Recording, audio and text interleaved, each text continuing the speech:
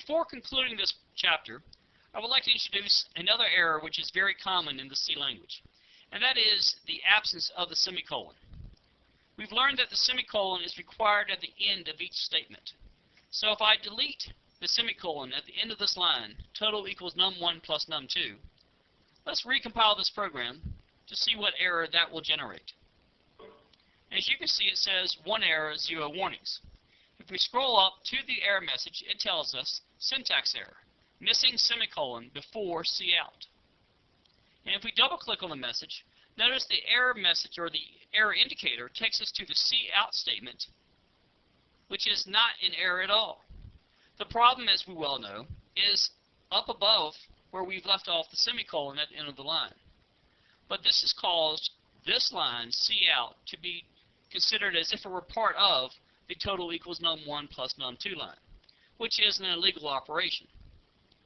So when you get an error message, don't always assume that the error is on the line that it's referring to, particularly in this case where it says missing semicolon, because the missing semicolon is at the end of the line above the statement in question.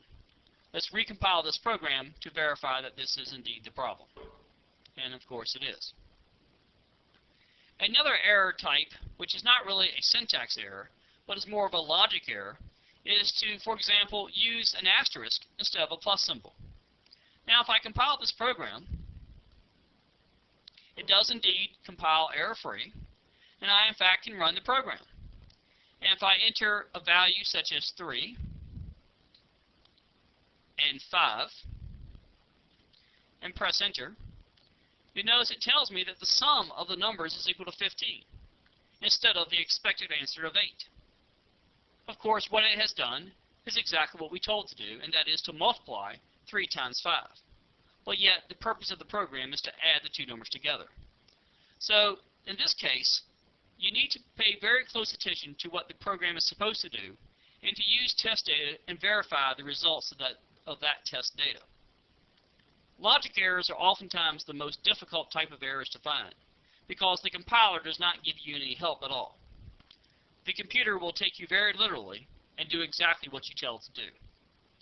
Now that we've finished with our program, and let me change this back to a plus symbol, we can now save and exit our program by simply clicking on File and then Save. And our program is now saved, and then File and Exit will then terminate this session of Visual C++.